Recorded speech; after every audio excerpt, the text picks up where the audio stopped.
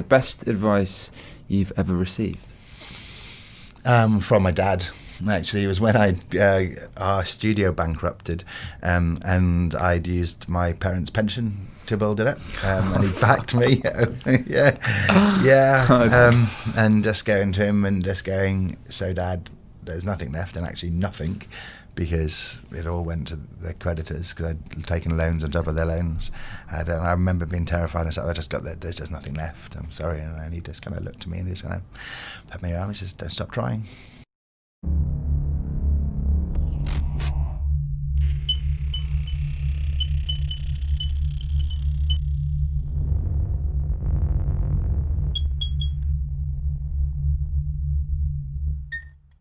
Okay, good afternoon everyone. We are with Steve King, founder of Black Swan, one of the UK's fastest growing tech startups and a company described by Wired as one that can predict the future. Steve, thank you very much for joining us. Very nice to be here. Other than the terrific rise of the Black Swan, you had quite an interesting career before that, and even the emergence of Black Swan itself is a good story. So going back to when you sort of did cognitive science, I mean, how did you get to your current position today? Crikey, so that was probably slightly longer than I'd like to give away, but it was probably 20 years ago. I got really interested in AI from science fiction. There are only 3 universities in the world that did cognitive science back at the time. I joined it and I just loved it because it was computer science, psychology, philosophy, mathematics, like amazingly cool topics. Which science fiction was it? Oh, so Asimov, absolutely, nuts. I mean, if you look at Harry Seldon, from his books, from Foundation series, that's pretty much like who I want to be. And then I did that, and we all, at the time, we were beginning to build early robots, and we were like, in 3 years' time, like AI is going to take over everything. 17 years later, just about getting to where we should have been in 3 years' time. So I kind of went off, became a DJ, ran a music studio, went bankrupt, kind of came out the other side, started another business, a more adult-based business, kind of that did reasonably well, but exited. Another failed business, another succeeded business, but nothing really stuck. Like I didn't really get to anywhere as we were here until sort of Black Swan. I mean, so go back to the DJing. How did that marry up with your sort of cerebral pursuits and your sci-fi vision, or was it just a fun outlet for living your best life? It was a fun outlet. I loved music when I was young, and I became just randomly quite successful. I won a Welsh DJ mixing championship. Really? And then suddenly I was touring all over the world. So I kind of took 3 years off life to, explore whether that was for me.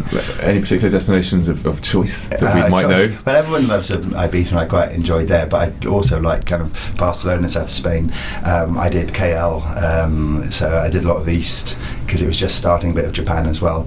Cool. I was just really lucky. I was there at the time when House was just coming out of the UK, and they didn't really know who was a good DJ and who wasn't. So I managed to kind of go under the name of some of the places I played at. What was the DJ name? Radar. So if you're called Steve King, you don't really. That's true. That's true. That's a really good name. Yeah. So then the origin story of Black Swan, as I understand it, happened in Toronto. So I'll hand over to you too. Yeah, absolutely right. And I think the difference when I think about how lucky we've been in Black Swan to maybe the things before, it's always the team, around, who and how you work together. So Black Swan was founded with a good friend of mine, Hugo Amos, who at the time was a customer, and we used to talk about data all the time, and we ran a sort of big, large-scale website campaigns. People like PepsiCo would spend £5 million for, building out a TV campaign and and a website and everything, and we'd collect all this amazing information, and it would run for about 3 months, and it would like big fanfare, and then it would just be switched off, and it was sort of disappeared. Didn't they just? Were they the ones who came out with that ad campaign that drew a lot of negative attention about sharing the Pepsi, and then it seemed to be too kind of condescending? Yes. Or recently? Yeah, it was quite recently. Kyle Jenner, Yeah, I think they got eclipsed by Gillette, making an even worse blunder, but they upset the kind of. It's always good to have someone else to mess up, so you can cover your mess up. But is it a good thing? I can never tell. It is really interesting, isn't it? When you kind of come to my chosen topic, prediction. It's like they say in the news. Not any news is kind of good news. It just really depends, how it contextualizes and and how you recover from these things. So I don't know. That was a tough one. We never had anything like that. We did things like. Something called Brit Trips, where people would be able to collect coupons and vouchers pouches and do as a flavour, which was people guessing their own crisp. They're really interesting things. But I think from a Black Swan perspective, then we would get to press because you'd learn so much about people. And then, again, we just turn it off and then take the server and throw it out. Gone. And then this frustration led to one fateful night in a pub in Toronto. 4 Guinnesses down, Right. And we still have in our office the back of a receipt, and we were just drawing all these kind of data sources and going, if you link them all together, this makes so much sense. It's quite a big. It's quite a big receipt. So you could justify by ordering more drinks to get the paper you needed. Funny, you must have been there. I've been to Toronto, and they like to drink at Canada. Actually, they are. They're very good at it. Yes, better than me. So, it was quite a big receipt.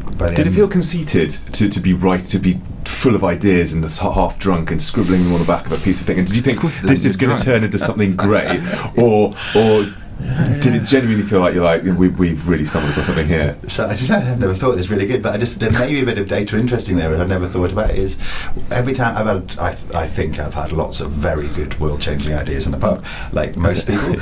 That's probably the only one I wrote down. So who knows? Maybe if we'd written more down, we might know. But no, it just felt.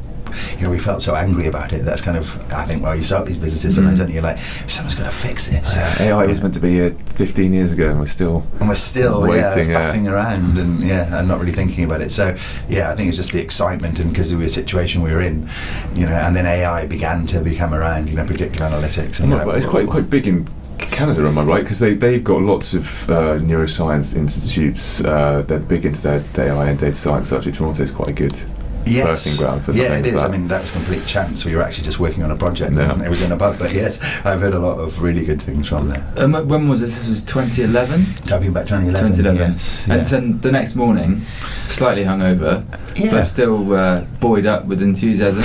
What were the next steps? Yeah, and at the time Hugo was working for PepsiCo, so you kind of left to that situation as at the time is it a project? Are we gonna do this together? You're getting a customer, and so we kind of toyed with the idea. I went to the business I was at, which was an earlier business I'd found it had been sold on, and we kind of said, look, I think this is really good, so I think we should try and find both companies to invest. And they just kind of looked at it and went, it looks like a piece of paper with a load of circles on it.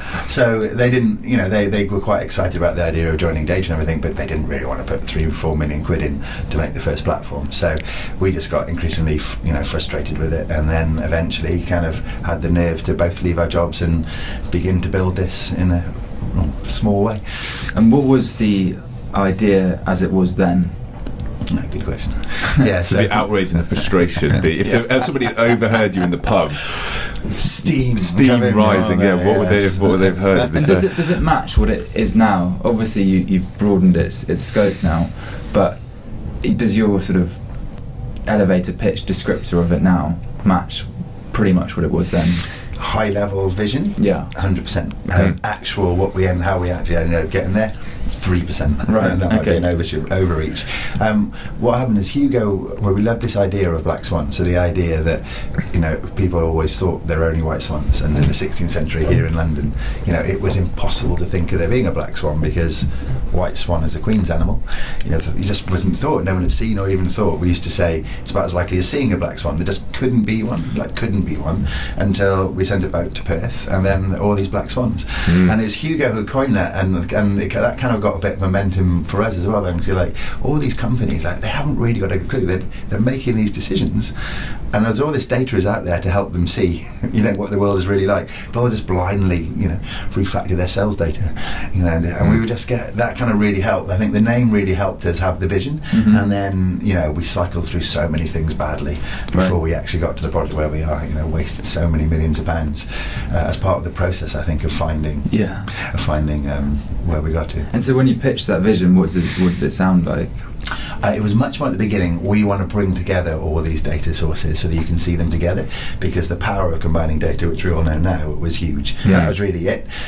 We also talked a bit about its predictive functions and the Black Swan name, but I'd say when we started, we thought we were going to be like a big database, kind of what you see a data mart now of all different kind of marketing and sales data sources, but we never really got there with that. And I guess these these kind of companies go through different names and iterations and acceptances. So there was sentiment analysis was a phrase used a lot, which is we're going to go out and grab sentiment from the market and we'll use this, and then it becomes sort of more big data, and then it becomes prediction engine. So it's I can see why, with the best will in the world back in 2011, there's still some catching up from the market to do from the perspective of quality data coming from the internet as well, and knowing where these sources are, to turning into a business where the corporates will now value the insight you're getting on these people that they want to reach, right? Yeah. So you came back, and then you found it right away. You get back on the plane, and you go and incorporate. And No. So I'd made a bit of money from my last company, but we both kind of, we actually both left our jobs but contracted in other places for a long time because we just couldn't afford it. But I scored the fifth day, so basically I'd work 4 days, so I could work on Black Swan on the fifth day. And then I was also kind of working for my old company as well at the same time. And I remember like one of the most terrifying moments. We just started working with Disney, and I got to the reception, and Disney's got really weird reception even now in Hammersmith. We're on the top, everything's really echoey. So when I sort of introduced myself, I saw someone from my old company, or the company I should still be in, kind of that. And the lady was like, "So you're Steve King? Yes, what company?" I was like, "Black Swan." Like, sorry, what's that? Swan. I remember the look this guy gave me. I was like, as he went in. So yeah, it was a little bit of a struggle at the beginning because you have to do everything the right way, but you just got to find room in your life somehow to find the time to get a bit of momentum and get things going. So you found a client before you were even full-time?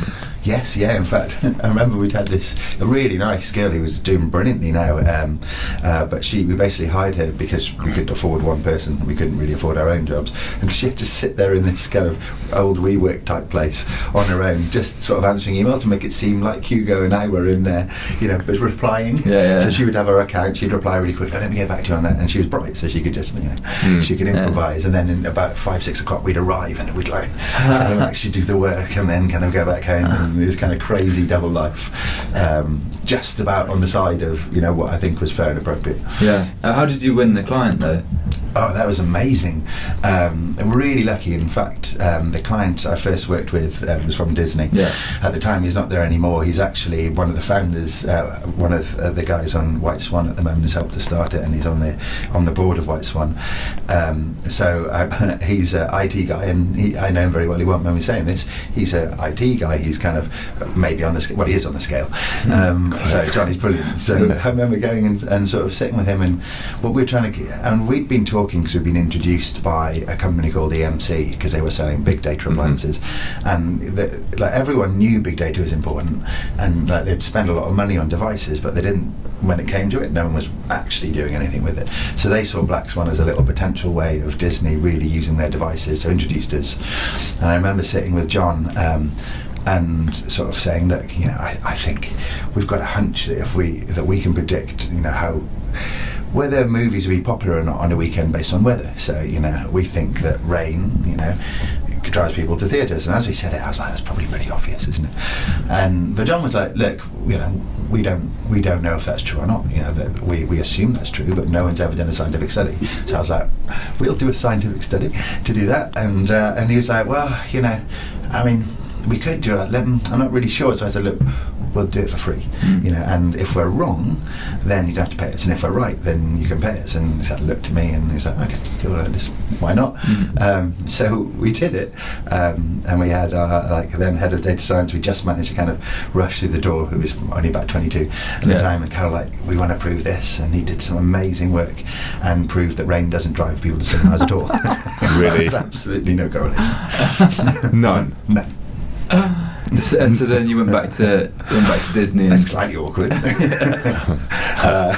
So he went back. But what he did find, like every good data scientist, and what these tools allow you to do a bit more proactive, is he found that low pressure is like a bell curve. So, and you think about it logically, it makes sense. So if you get 3 days of low pressure, people get really frustrated. They just want to get out and do something, but they don't know if it's going to rain, so they're likely to go to a theatre where they can go and see a movie and not get caught out. Who goes out in the rain? And then did you start using that data about low pressure? Really interesting. So what we've done then is to say, look, there's some power in this. And part of what we'd found, and part of what had made our model so interesting, is Disney had been kind enough to give us the data for historical movies so we could train the model. But we'd also put some mentions of like tweets in, really arbitrary. Like we'd only had a developer license on Twitter, but we just found if we added how the volume of tweets, that was also quite good at making the model more accurate. It was a way of cleaning really and understanding the weather better, as always you do with algorithms. So once we did that then and we kind of presented it, we were like, it's not only that's important, but there's something in this social data. The fact that we've managed to make that model so accurate, and we started experimenting with, could we predict future movies and how popular they'd be with tweets? And we're like, well, there kind of is a correlation. And then we just started thinking, well, if we could really use this, like Twitter data and social data, a bit more scientifically, who knows? It might be really useful. And then we finally were on the kind of where Black Swan has kind of got itself to at the moment, which is listening to hundreds of millions of conversations publicly said on the internet in order to predict what's going to happen in the future. Wow. And Frozen, is that what you came to Frozen? Because when did Frozen come out?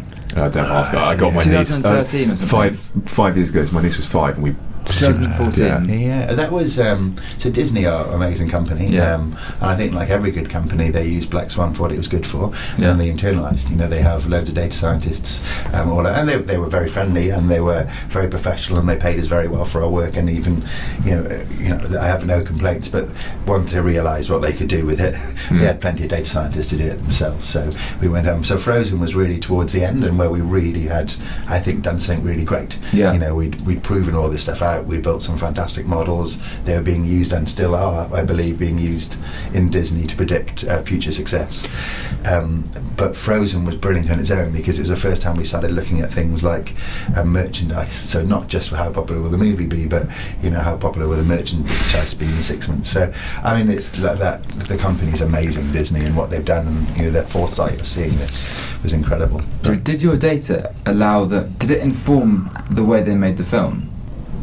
No, so Netflix do that now, and in fact, Twitter do that a lot with certain studios as well. Okay. So that is, we were more interested in how popular things are going to be in the future and predicting it, rather than giving Disney the features of that model, which is what you do. And you'd say, look, these are the characters, and here's the co-plays.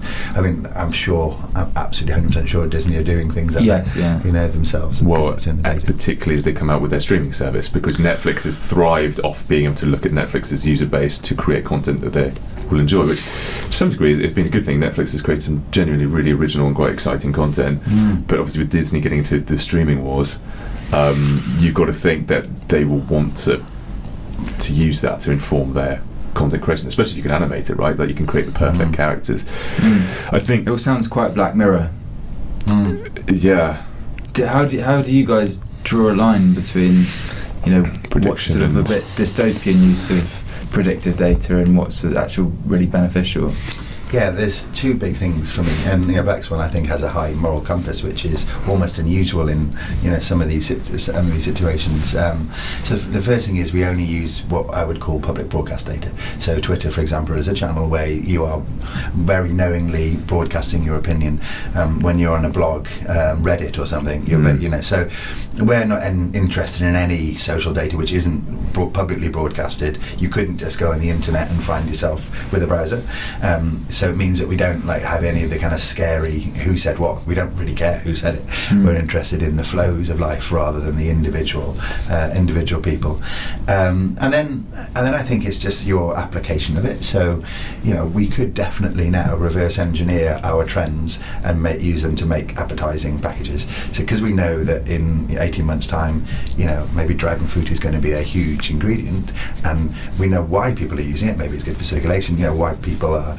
We could use that to reflect back to people, the perfect marketing plan, and we could use that to then manipulate people into using it. So we tend not to do that. We think it's best just to stick to prediction, tell people what the future looks like, and just like they've got all the tools they need then to go and decide how they want to attack it with their brand. And of these channels you listen to, is it necessary to have all of them? Do you find some of them just find more reliable resources for contextual information? Because Twitter, obviously you can cook up a storm on Twitter and lots can be said, and I assume you see these little eruptions happen in activity, but of the content streams, which one do you use the most of, or rely on the most? So I could actually stop me if I do, because I could literally talk about this for hours. So, and it depends how you look at it. So if you're a data scientist, you're fascinated to see the features of your model, what are the things that tweak it. If you're like a philosopher of life, like me, I love the way that I can watch trends move from like Reddit onto Twitter and then onto the news, and then twist back being something else, and internationally. So all these data sources have a different a place in our models, like a big patchwork quilt. Sometimes Twitter is the most important data source for a long-term prediction, particularly around food, where people talk a lot about the food they like, or events or movies. You can't really beat Twitter. It's got a great API, it's got a huge volume, it's just a great general data source for those things. Not many people tend to tweet about buying their fridge on Twitter though, so if you go and work with Samsung, you're not going to get much joy from that. So you want to go and find what hi-fi, look at ratings, see what people see. So we use different data sources for different problems, but like what I'm really proud about what we've done is we can take that problem away from everyone else. We can give insight across anything, and the machines and the AI understand where to look for the right kind of insight, the right kind of data source. So as a client who's never heard of Black Swan and comes to you, you've got three, I guess, would you have three use cases? You've got Trendscope, you've got Horizon, you've got Feather. So how do you pitch them to? Good question. So I'll just talk about Feather first, if that's right. So when we founded Black Swan, I said we had no money, but we were really good at digital engineering, and we had great developers, and in my old company we'd done a lot in aviation, so we were still talking to some of our aviation customers from our last job, and some of them gave us some work, so we needed to raise 100-200 a month just to keep our platform going, which we had no customers for at one point. We just didn't have the cash, so we used our skills in digital agency then to then start to create cash, so that we just invested everything into the platform, and so about 2 years ago, when we cracked our first long-term prediction algorithm, over a year, we realized that we had something really important, that finally the company had got to the bit where it just needed to stop doing everything apart from its core mission. But what we'd done is we'd actually created an amazing kind of digital agency in aviation, and the guys in it are so smart, because they solve loads of problems, because when you put technology in a plane, it's all built on something called mil-spec, which is military specification, because it's kind of important not to bring the things down. So like working in that environment is a very unique and smart skill, and they produced loads of pieces of software. And when most companies, when they come to this moment, I think they go, right, okay, we're just going to divest everything apart from the core. But we looked at we had 150 people doing amazing work in aviation, and we'd go to our board meetings, and it was almost like Sophie's Choice. It was like you had to love one company or the other, or one part of the business or the other, because one was a really profitable business that even now brings in 5 million a year of profit. The other one is loss making, but SaaS growth off the roof, and even your own investors can't agree which one. So we were like, this is just madness. We're not going to kill any of them. Let's just stop.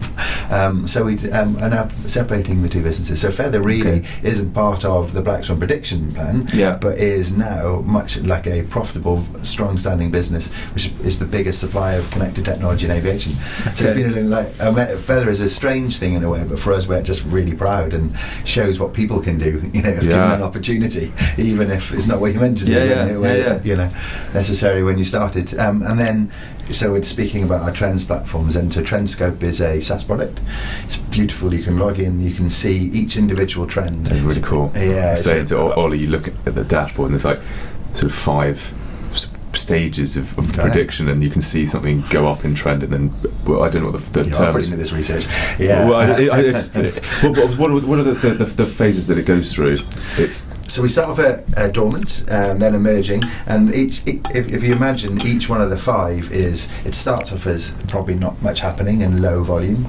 It goes through emerging, which is really early. So if you're a big company like Danone, any sort of large blue chip company, it's interesting, but you're not going to productionize it because the numbers are too small, but you need to keep your eye on it, because in 2 years time, and it passes then through where most of our customers, which is just sort of late emerging then, where it's got a bit of volume. You've probably seen it in some local cafes, or maybe in a different country in the world it's going off, and you probably want to act on it now. You've got 6 months to get to market, and then we have sort of the decaying, and then we have the kind of, please stay well away from this thing. And if you think about like the way the world works, and we've got the science now behind this, is trends start. So things start in social and news and things, and then sales come after. And roughly speaking, rule of thumb, about 6 months after. So wherever you are on that trend manifestation is 6 months later, sales are going to be. So if you're early, you're going to sell more, and towards the end, don't keep don't keep supplying, or don't keep buying this product, because in 6 months' time people are going to stop buying it. So that trend life cycle is really important for business. For some reason it's making me think of, so there a few years ago milk farmers in the UK were complaining about not being able to make any money at all, and then the ones who've done really well recently are the ones who've started making auxiliary products with the milk, so like kefir and yogurt and stuff like that, but specifically kefir. And I'm just wondering whether someone could have used your platform, a farmer, to predict that and move into kefir production quicker. Yeah, you're spot on. So we get a lot of private equity interest now as well. So that's kind of what they're thinking is, what are the right kind of trends that people are going to, and companies are going to start. Where do I place my bets? You're spot on. I mean, most of the time, like, humans are brilliant predictors.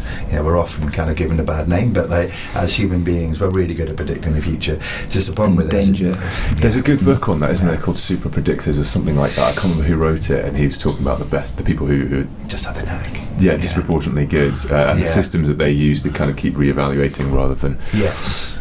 Yeah, there's a problem with the human mind. Not problem. It's terrible, isn't it? But so we used to have this guy we knew, and he's called Dave, and he worked at this company which we were pitching to. I won't name because we didn't win the pitch, but and our pitch was, because Dave was brilliant, he'd always know how popular a movie would be, and if you'd asked him, he'd go, well, it's going to be smaller than Frozen, but bigger than so and so, and it's going to act like that, and he would just see things.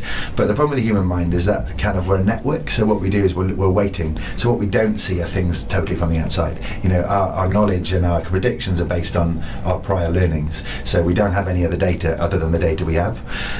So humans are great predictors, a lot of the time, as long as there's no new in the environment, but new can cause us to do something crazy or context. But predictions it is also fascinating. So let's take film prediction. Is you have the standalone entity, and you could have a screen viewing where we all sit down and we all agree this is a great film, but if its release schedule clatters with 1917 and all the Oscar, hoo-has, you're now in context, at which point that film may underperform based on the fact that of the landscape. Maybe the third best film of all time, but the two best films are always being released at the same time. There's been no low pressure. Always an absence of rain. There hasn't been any absence of rain this year at all. But yeah, so I think that's what's so interesting. I guess my brain is going loads of different directions to what you're doing, because there is a degree with which you can somebody market manipulate? Can people create sentiment that's not there? Can they say, we see a trend emerging, and if we just nudge it with our considerable resources into becoming a fruitful endeavour, are we pushing a trend that was maybe not going to catch fire? So I don't know where the brands sit with, isn't it? Yeah.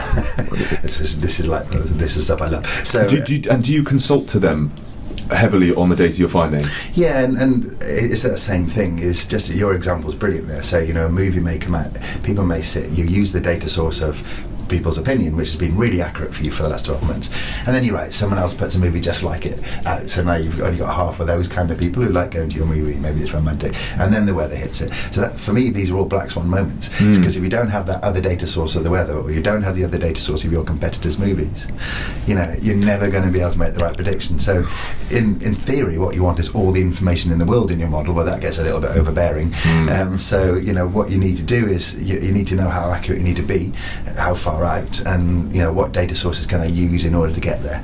And then if you can, you've got to avoid Black Swan moments. You've got to make sure all the data sources you have are all the important data sources, and something doesn't come from left to field and completely annihilate you. So presumably Twitter then and these network sites have just been completely invaluable for getting that kind of data. It's brilliant. So what happens in social networking and like Twitter is it gives you the outside in. So already loads of companies are really, really good at getting their sales data and projecting forward. That's why they're so efficient these days.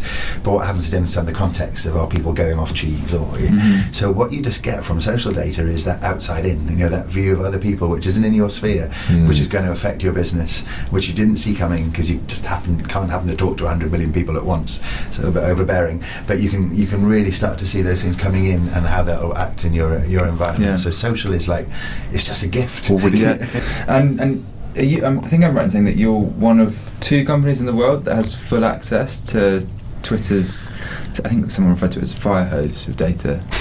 So we are. Is that technical term? You should have just gone with it. You're sounding good. So there are quite companies actually have the virus, but it's a very important point. So we're actually now Twitter's only partner who use this much data and prediction this way, which is amazing. And Twitter for Twitter, it's a new business. So we're learning this together. They've been an amazing partner, very patient with us. And also, you kind of remind me of Enigma, from that Batman film. He's just sucking up everybody's brainwaves, and he sends himself loopy because he's at the melting pot of all of this. I think sometimes our data scientists probably feel like that, bless them. Twitter are really, really important. They've been really good to kind of incubate us because I guess they're smart. It's a new business model, isn't it? Twitter not only can help you amplify and get customer service, but it can also predict what you should be doing. So we are a very unique position with Twitter and thankful for their support. Could you humour me? Can you predict what he's going to ask? Yeah, good luck. I could never predict. No, I don't know if I can either. So I guess something quite topical at the moment was the film Joker, which there was a big outcry over whether the critics could agree on the scoring system that the audience was giving it. People then, obviously it being an 18 and not a 15 would cut down the audience size. It performed exceptionally well. Do you think that's something that you as a person would have expected? Do you think that's something that the platform would have predicted or might have predicted? I would have got it wrong, personally. I don't have a lot of the data sources. The platform would have predicted it perfectly. It's just really boringly predictable, the platform as it's up, right? Humans will be, weirdly, humans mostly are slightly more accurate most of the time than computers, based on your investment. But humans don't see the flop coming. Humans don't see the big one coming because again we don't have the context of the outside data. So that would have been an easy one to predict now because we've all got plenty of data sources to understand what people are interested in, genres, the twisted way that's the kind we like our movies going at the moment. So that would have been easy for the machine. And what about like political things, like if Black Swan had been extant during what's that film called about the financial crisis? Big Short? The Big Short. Yeah. Would you have just ruined the whole plot for them? You just told them the answer straight away and they wouldn't have had to sort of go through it back and forth and try not to. But would it have been able to predict that? Again, I feel like I'm always saying, but sorry, but it's as long as you get the right data sources, anything can be done. It's just like I feel like the answer is always going to be yes. So cost is a thing. I mean, so my favourite way of thinking about prediction, and this is not agreed by most people, but I like it. It's just like being a really good card player in a poker game. Really go out to kind of see where the game's going quite early on. Now, what can happen is a random event can happen. Data from the outside you didn't see can change the game. So then they have their eyes to be able to read the other data sources, and really that's kind of how these things go out. It becomes increasingly convincing as you get more data and more kind of closer to the event that you can see the end. So you kind of end up spoiling things for people. But then, do you end up feeling any sort of like moral compunction to look at things like climate change and predictions around that? Because then presumably you could present a really compelling case with the data. Is exactly why we started White Swan. There's not enough hours in the day. This is an amazing technology. Social data, people giving their opinions. Such an amazing idea, and AI is such an amazing technology. And now they're married. There's not enough people in Black Swan to get through the amazing use cases. So the idea with White Swan is we give all of our IP for free, and we have many of our guys volunteer. But the real idea is get this technology into people's hands where it's useful.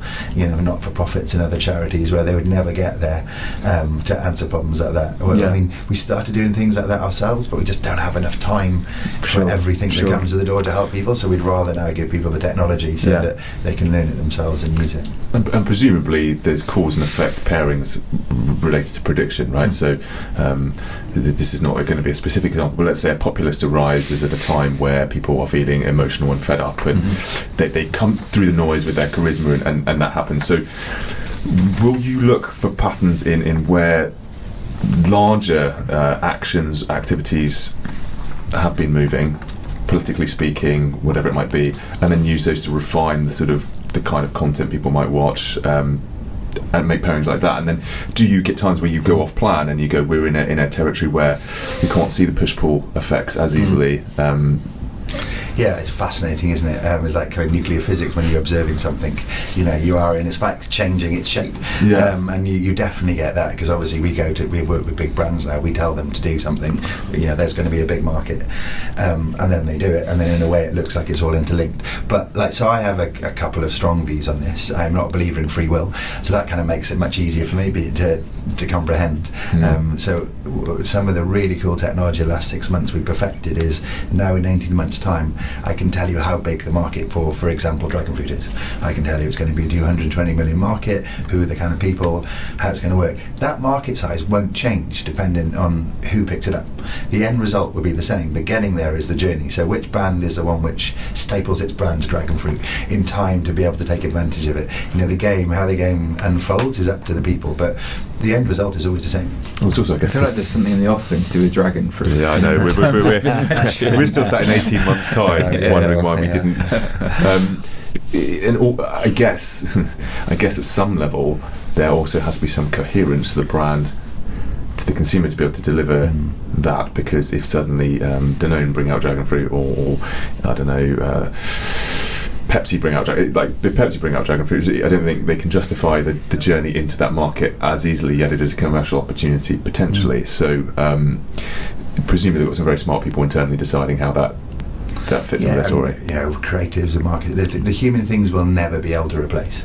Creativity, marketeers, they'll look at why people are using something like dragon fruit, talking about it, and they'll make it into a beautiful story which will get you in love with the idea, the brand's view and your view, and before you know it, you'd be drinking it. So I have a question that's emerged to mind. So we obviously have the startup market is ticking along quite nicely. There is, as we can see in Founders Factory, this sort of corporate ventures are moving into this space, and corporates are starting to arrive and incubate and accelerate and all these things. So could it become that the amount of information that these corporates have would justify lots of small corporate spin-out startups of their own making to compete with legitimate startups that are? I think that is a great idea. I mean, and you look at you guys and others are getting a lot of success for me this is really product lifestyle conversation. Whereabout is a product in its life cycle? If it's a well developed product, you want to find the old operational machine with KPIs and everything from something mature, but big companies aren't so good at producing the more it might fail, it might not fail, just because their systems aren't able to cope with that thinking.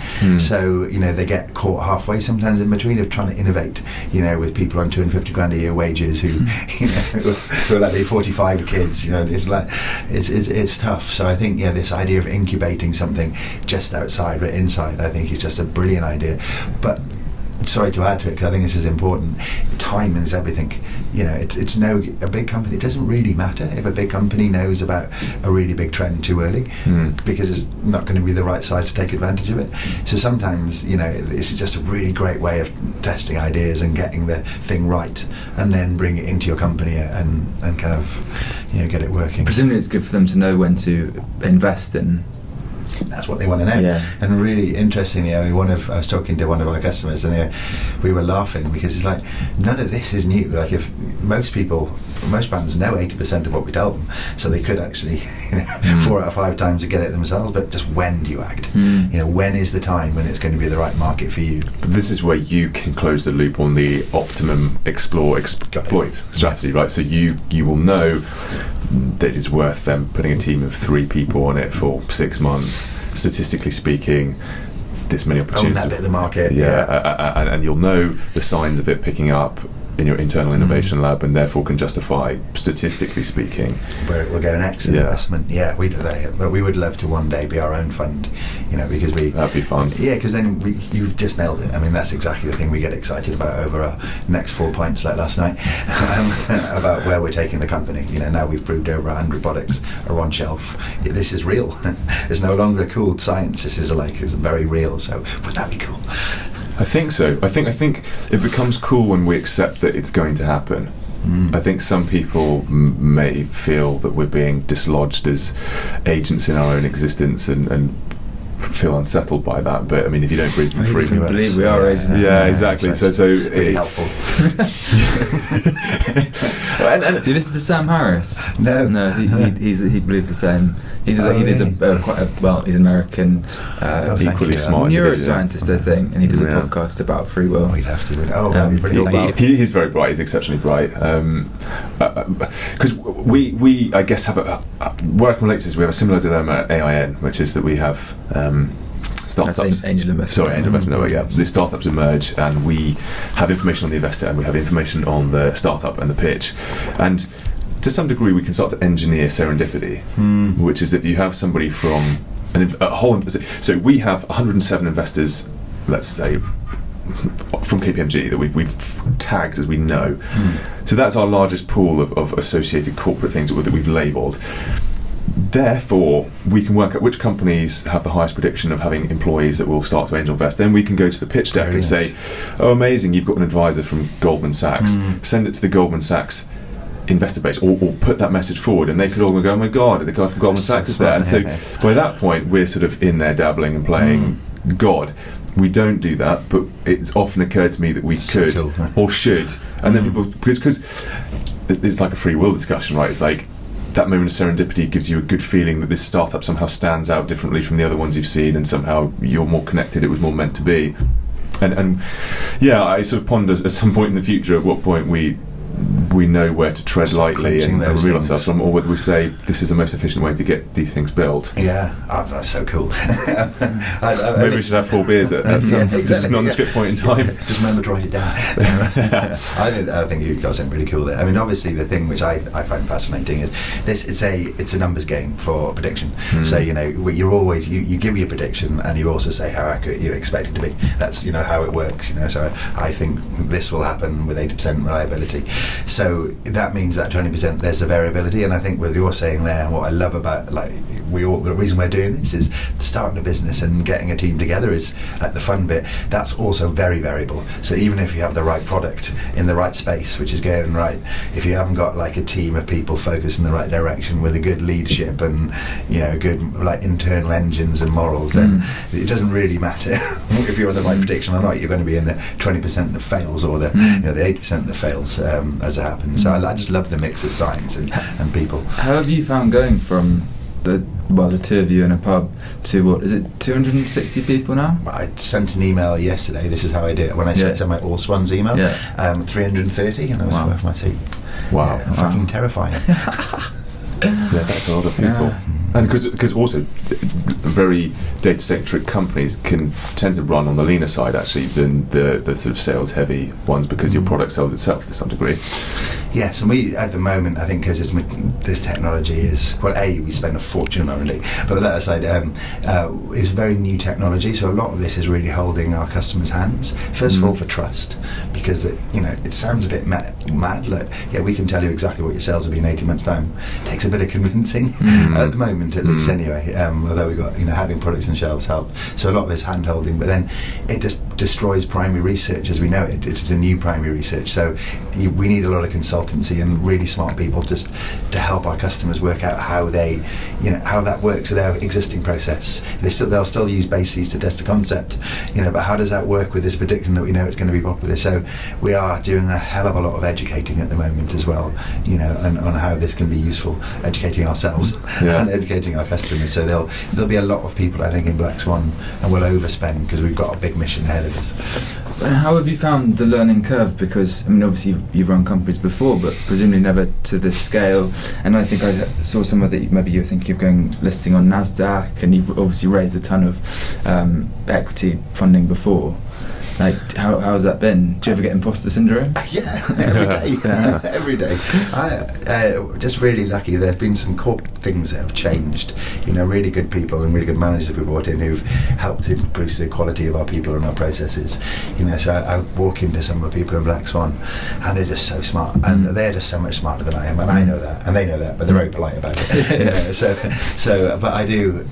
I'm just humbled, by some of the people we've been lucky enough to work with, and it's just my job to try and make sure we're all facing in the right direction, and trying to get there. So I have moments where I'm like, I don't think I deserve this, and why are these people even doing it? But you can't do that, otherwise, you're not doing your job, which is to pretend you're really confident and running around. I definitely feel it.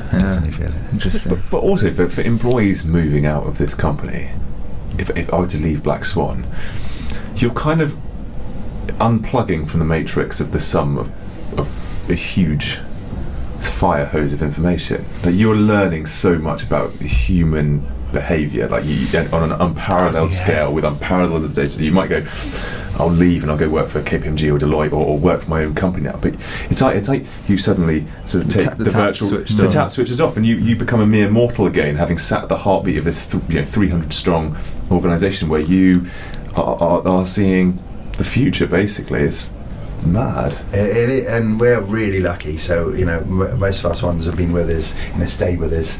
But it is right for people to go and because sometimes the structure of the business means you haven't got the opportunity you want, and that's even more important than working on like the coolest technology in the world.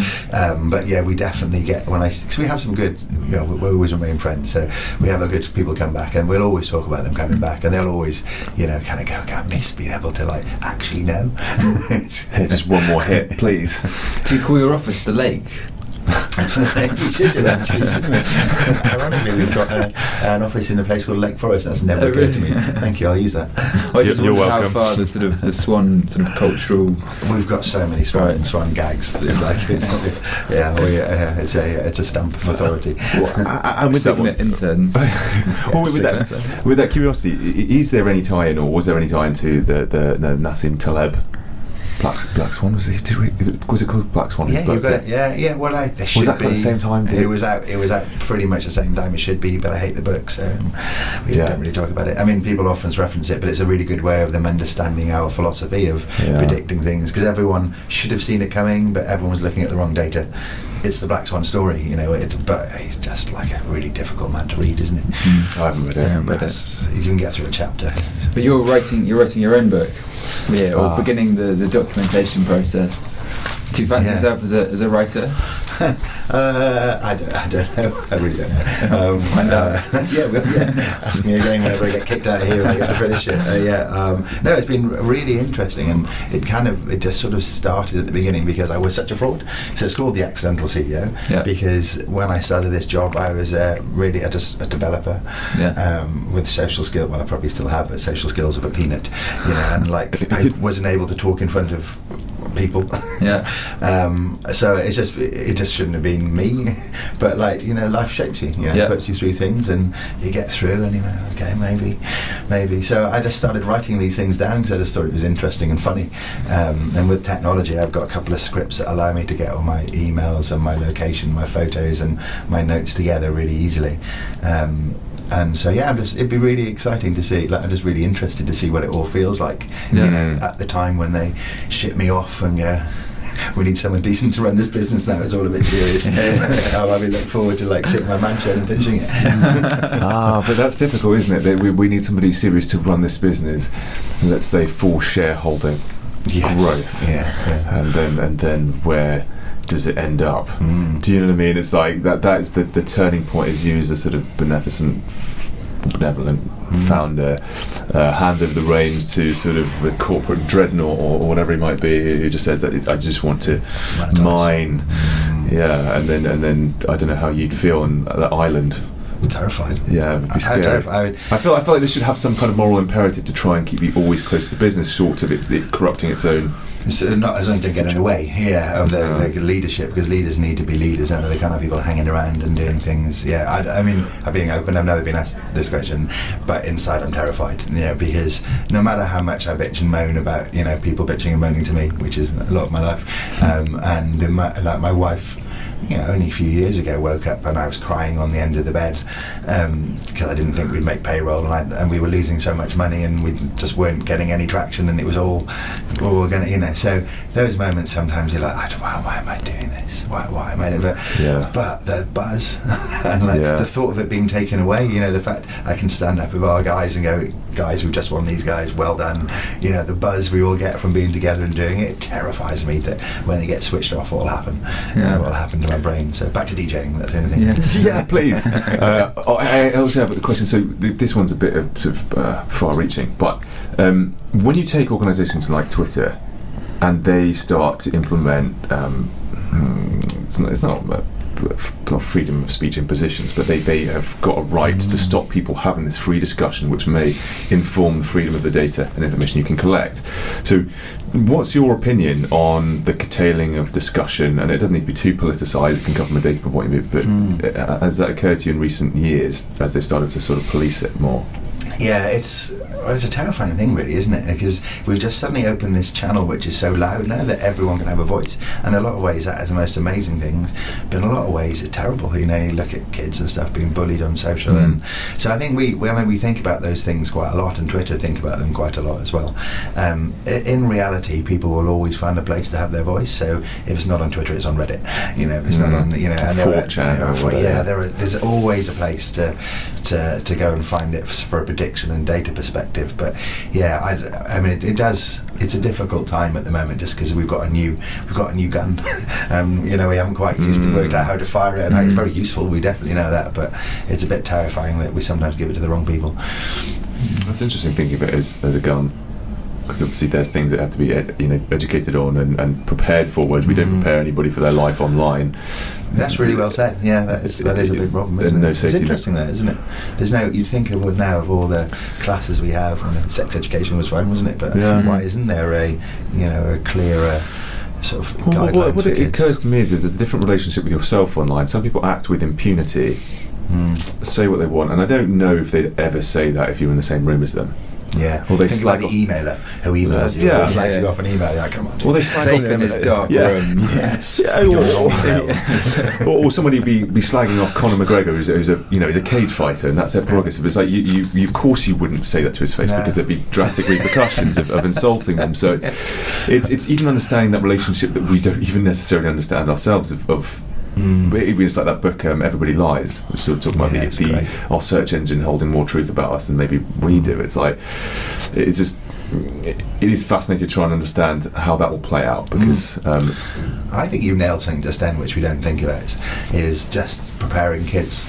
I don't know why we don't do it. I don't know why we don't teach it the same way as we treat everything else important, and we just try and give them the tools they need to make better decisions. We don't. We just put them online. Good luck. But then who's the agent of choice? Do you know what I mean? Then you've got the conflicts between platforms that arise from the West, Silicon Valley, and then you've got like TikTok and stuff that's come from China, and you couldn't go, well, look, here's your protocol for going and using WhatsApp, WeChat, you'd almost be then being prescriptive about who should be using what, which is why it's such a... It seems like now today the problems and systems have become so large that it's impossible to have a universal... Yeah, they have no jurisdiction. Yeah, exactly. They're their own super countries. There's like Pangaea themselves. I mean, and it was funny. So in trying to get my head around sort of my predicting what startups may be useful in the next coming years, there's been a sort of emergence about people and platforms like TikTok, and having been on it, I just do not understand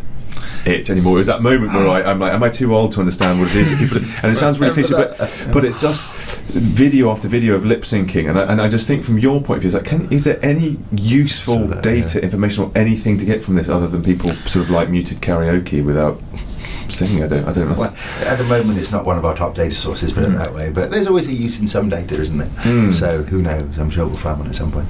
Or if you're going to tell a client this will be a great marketing channel for you, and Disney feels obliged to have their own. Then that's also that's also. I mean, we have a lot of people. Our customers will say, so at the moment we don't really look at images. You know, we have a vague idea of imagery, but we don't understand an image like we understand. You use NLP to understand. But a lot of brands will say to us, look, you know, you need to do this. But in reality, there's so much data out there. You just need a rep sample. You just need a representative sample. You don't need all the data ever. You just need to be absolutely sure that the representation of data you have is what you need to get the prediction right that you want. So, you know, some of these things you probably never get to just because Twitter will be really good for a while, and you know. So again, it's a data question. It's so interesting, isn't it, when you start thinking about it? Are you largely optimistic? Oh yeah. I think don't you have to be? I think everyone listening must be. Well, I mean, I guess about the direction we're steering ourselves with this new online life discussions, the fads, trends. You know, you're seeing it emerge, and one of the biggest ones at the moment, as Ollie said earlier, is this impact. We want to be able to solve the issues of climate change, and that will need us to form some kind of consensus and collective action. So you generally sit on the side of positivity when it comes to. I totally. I mean, I think I chat earlier about education, you know, and then it doesn't have to be, you know, persuading people, just educating people about the effects of online and using it. I think is a bit of some, you know, we need to pick that up. I think, but if you look at, you know, what social is doing to change governments at the moment, we never had that. You know, where in governments where you could just hide something behind your own media thing, how would people really know what's going on? Whereas we find out now. Like we will find Trump out. tweets it. Yeah, but we do, and then we get that weird interview that everybody had with Prince Andrew, where we go, like, He doesn't. yeah, it was like something's happened here, and we're all pretty suspicious, and basically the boot does fit, but we're being told that the boot doesn't fit, and there's a sort of slightly uncomfortable sweeping under the carpet, and it doesn't really work, but also you don't really have the, you know, you haven't got the smoking gun to. No, but I think social did a lot, didn't it? So people's opinion, because they were so loud, has caused, you know, it hasn't caused whatever could have happened, but it's definitely pushed things in the right direction, I think, you know, whereas if it wasn't there, it would have been definitely under the carpet. Yeah, true. I don't know if it happened or not, but I'm just saying that this platform is really good at, you know, stopping things from disappearing, you know, and people are quite passionate using it, so. Yeah, you do still see that at the moment on YouTube, but people be like, and Epstein didn't hang himself, and people just keep resetting. You know, they do not want to let it go, because it's like, can we just address this one questionable thing? It's just, it makes you feel like you're losing your mind sometimes. You're like, okay, this can't. I'm gonna go. Yeah. Because there's a bit of an echo chamber, isn't it? We see. I love that when we see like a trend go from different networks to different countries, how they travel. You know, K-beauty was one I just thought was amazing. Came from Korea. It's like, you know, 7-step beauty they go through. Got really picked up here, and that's sort of like we call K-food now, which is kind of came with Europe's reflection back to Korea of its own thing. It was just like you see trends and moving around the world, and you know, and some of them are completely mental and will come back at you again and again. But some of them are like, oh, that's so cool. What's your favourite, if you had to pick one, of all the client projects you've done?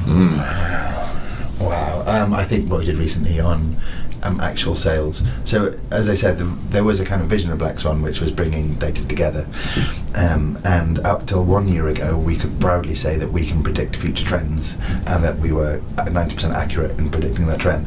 We hadn't really linked it to actual sales, so there's still it makes sense, right? If more people are talking about it, more people are buying it. Yeah. But that's not necessarily real, and to what ratio.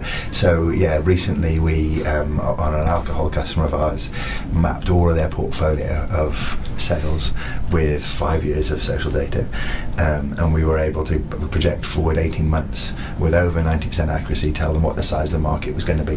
We know that because we went historically 5 years back and predicted using the same algorithm again and again and again. But what was cool about that, but it gave me as the first real, I think, genuine Black Swan moment, where it predicted all the products they had really accurately, really well, but it also predicted well the products they didn't have. Because if you think about it, people are mentioning stuff on social, and because we've tied the value of social to a sale, even if we don't have any idea of the sales because it doesn't exist, we can project forward and see what the sales will be. So we're now predicting sales of products that don't even exist. Wow. Does that mean they're going to make products as a result? Absolutely, yeah. So this is like the milk farmers should have made kefir. More gins. Dragon fruit gin. I couldn't possibly Let's comment. do it. Yeah. What are we doing here? It was amazing. I don't even know what dragon fruit is. I literally can't picture it. I've been trying to in the back of my head. It's, It looks like a starfish, doesn't it? I just keep on thinking of quite an jackfruit. ugly. It's quite an ugly thing. It's surprising Is it even that it's tasty? popular, but it's well, Or is it just healthy for us? very good for you. Very Back good. to trend. So more gins. More gins. More gins. More gins. But I think if you look at But alcohol, as a- so basically, if we can get Fever Tree stock somehow, because it's not everybody's like that's not doing too bad, yeah, and that's Yeah. going to continue. Yeah, but it's in fact just like the guy's face when we presented it. You know, I think we always knew, and like the science is always there, but like to actually, because we basically blank enveloped it and we said, look, this is what we think your sales were, these items, and here's the one. So we had no idea what they actually were, and then it kind of we looked in them as an opened the envelope, and everyone was dead silent. And then when we went, here's another 2 envelopes of huge products that are going to be huge in 18 months and don't exist, and explain why. This guy was like. So I assume this works So really cool. well for consumer-facing propositions, because when I thought about that, it's like alcohol sort of sells itself based on the suite of stuff and a vaguely competent bar man. Do you have any aspirations or ability to predict within the B2B environment? There's not much data in B2B environments, so we generally don't. You're bang on. Consumers talk about things. If they're talking about it, we can predict the future. If they're not talking about it, we've got no data, can't predict anything. Would you So be able to back channel like negative sentiment about a brand or a company that, because especially as, let's say, companies get tied more to ethical discussions, they're going to go and try and enter into that environment, at which point they're part of public discourse, and you'll be able to see, screw you, yeah, so actually, in oil and gas company versus BP, who may have a better image or something. Yeah, that's actually really smart idea. So we predict brands as just part of our mix. We're predicting all sorts of things. We predict ingredients, but you also predict brands. So although we don't do brand tracking, which is kind of what you're describing, yeah, you could do predictive brand tracking. I mean, we don't do it, but it would make perfect sense. You should be able to say this is where this brand's going to be, and the messages to why people hate it or love it. We've just never done it. And within the prediction environment, so because this kind of go back to the Netflix example, was should we cater to the desire, the want of the masses, and assume that as a rational audience on which to create the rest of the world? Because basically what we're doing is we're tying to sort of a centre point, right? Yeah. And the more the data informs where the data goes, it kind of straightens into this sort of to do overfit. Yeah, and at what point should a brand step outside of itself and do something completely sort of de novo and out there and wacky, just to be completely different and do something that nobody expected because it wasn't self-siloing? Self-fulfilling, yeah. And basically the whole Black Swan pitch, is people like Netflix, they know what they know because they've put their own movies out, their ideas out, and they've measured them. They don't know what the outside world would love to see in a movie because they haven't got that data to do it. Now, creatives will come up with new ideas, which is why it feels fresh. But even Netflix is beginning to feel a bit samey in things. There are themes out there Netflix haven't touched because they're not using this data correctly in order to, to enhance their movies. So I hope they're listening. No, that's the best sales pitch, isn't it? But no, it is that you bang on that. That is the problem. If you just use this data set, you overfit to what you've got again and again until you just go narrower and narrower. So you need social. Would your predictions engines consider something like influence? Yeah, so our predictions of this are like a secret ingredient of 7 parts, and influencers is a strong feature of that algorithm. So if somebody has 100,000 users and they are... It helps. It doesn't. It's not everything, but it helps. Interestingly, what you're really looking for is the influencer of the influencers. So what you kind of find, and when you look at these network maps of influence, there's like a super influencer who in themselves is not that popular because they're so into the thing they're doing, so they don't get a big gathering. But your influencers will know about these people, and they'll be a bit more generic, so people are able to absorb their message a bit better. So it's not. It is. The theory is right about super influencers, but there's actually a stage further. You want to find the people who are digging up the gold dust, which the influencers are then broadcasting. That's really interesting. Yeah, that's fascinating. Shall I go into the quick fire? Yes. It's me. It's my turn.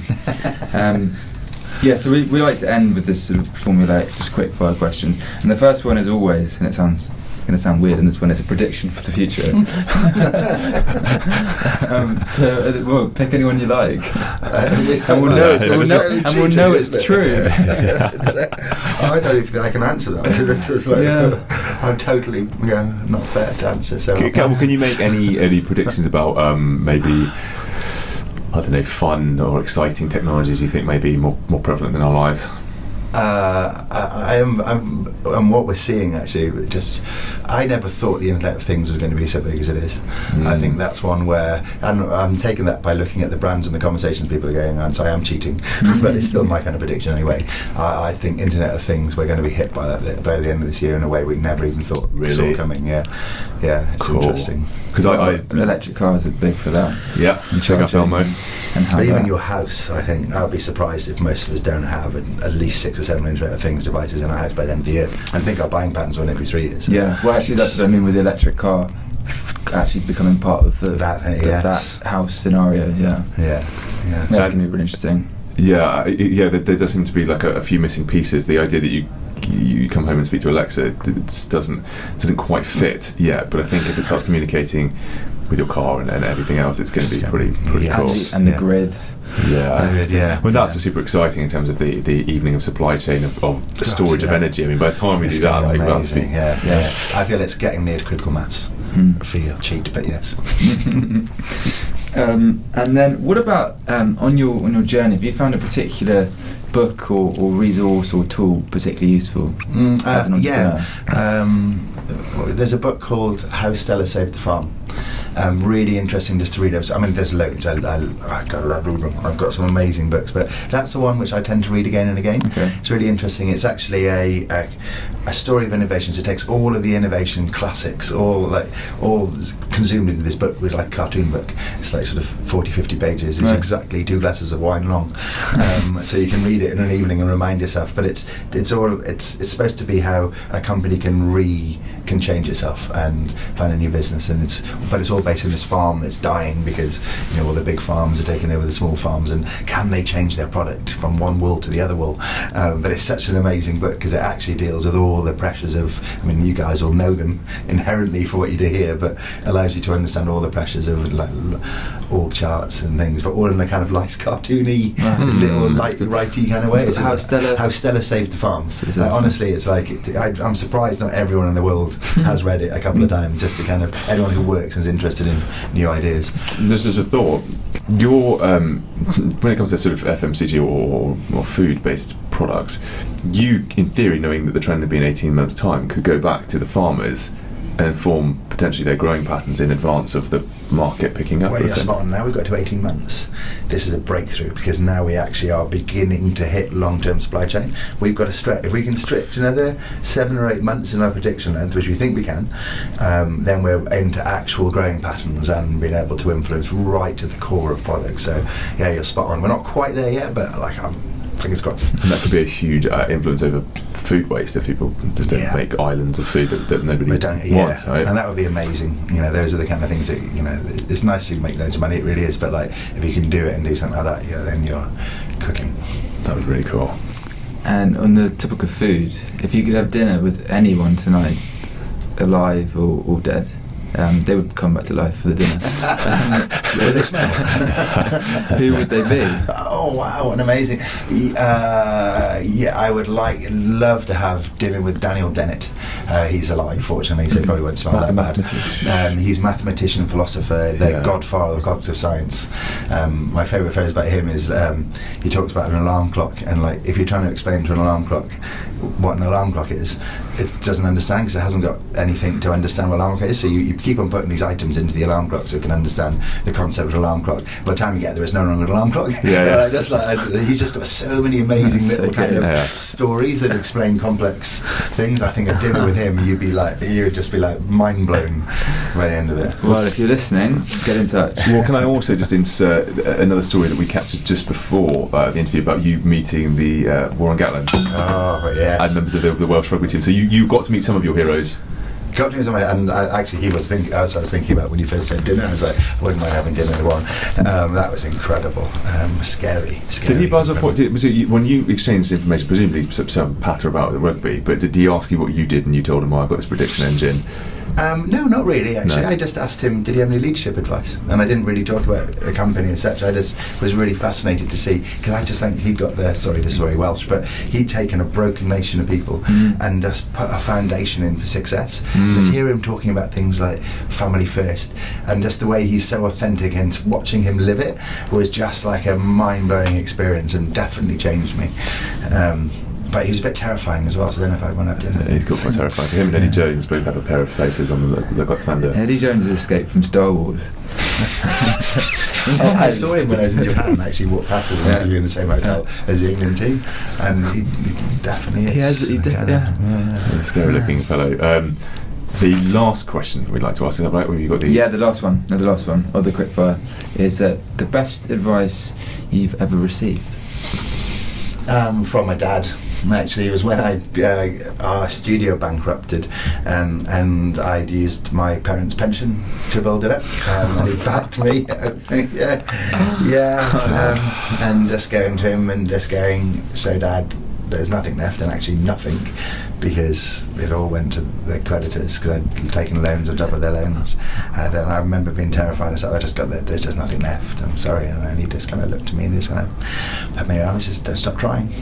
Yeah, that was it. That was our only conversation. It took me about 6 years to pay him back. And then some now, hopefully. Yeah, and it's such a pleasure to be able to do it. Because I would never have, that gave me a confidence, that not just that moment, but the fact he did it anyway. But that moment just made me realise that I was just going to keep trying, and that I wasn't going to, if he was cool with that, then I could cope with anyone, and telling anyone anything. So yeah, that was the best advice. I ever had. You get the kind of prodigal son parable go through your head of just being the one that came back with nothing, and you're just like, you've gone out to the world and all you've done is made it more difficult for your dad, and that's the last thing you want to do. You wanted to sow all the beans and come back, and you just think, I've fucked it. But his attitude towards that would have presumably been a good precursor for Black Swan and trying. If he'd done nothing but say, well, you're going to get a job and you're going to pay me back militantly, and this, that, the other. He didn't even ask for payback, and really? They're definitely not rich, but he thought what he did was the right thing at the time, and never made me feel as if it was my fault. He said, we invested in you because we think you can do it, and it wasn't your time now, but you'll do it at some time. It's just, That's great. Good prediction from him. Yeah, he got that right, didn't he? Must have more data than I thought. And the last question we like to ask is for anybody who's listening to our podcast, if you could ask them anything in terms of helping you on your journey forward, what would that be? So a thing that has to help me. You personally, or your company, whichever. Okay, well, oh God, I'm helped by so many people. It's hard to think what you'd ask. I think it would be good to some of the things we talked about here about social networks and AI. We're in such a new field. That I just worry sometimes that there isn't enough thinking on education and talking to people. And so if you think about it, the tools we build can do things that people don't know, and we don't. We decide the rules, and we know there's been some people who've been, it's been looked back historically and said that was really bad. I have no idea in 5 years' time if someone might go Black Swan, the context may change in the world and go, wow, what you're doing, that was terrible. You were predicting things, without asking people and getting their permission. I mean, they are broadcasting, I know, but I just worry a bit that there isn't enough guidance from government, there isn't enough guidance from think tanks so we make these decisions as founders, all of us do with this AI technology, on what gut feel, and it just worries me that we might one day look back at it and it's not the decision we thought it was. Like smoking, everything that was so cool, now it's like very not cool. So you mean more people entering the discussion and looking at their responsibilities around that? Yeah, and sometimes like setting guidelines and things like that doesn't even matter if they're right, but it at least gives a bit of gravity which people can compare them to. And I'm not one to have loads of rules, but there are no rules for what we do, so maybe a couple might be useful. Well, Steve, it's been absolutely fascinating to have you on. I really enjoyed it. It was great. I think anybody listening should find out how to get hold of some dragon fruit and some gin. But really love to have you on, and I'm really excited to see what you come up with in the future. Brilliant. Very nice to meet you both. Thank you for finding the time.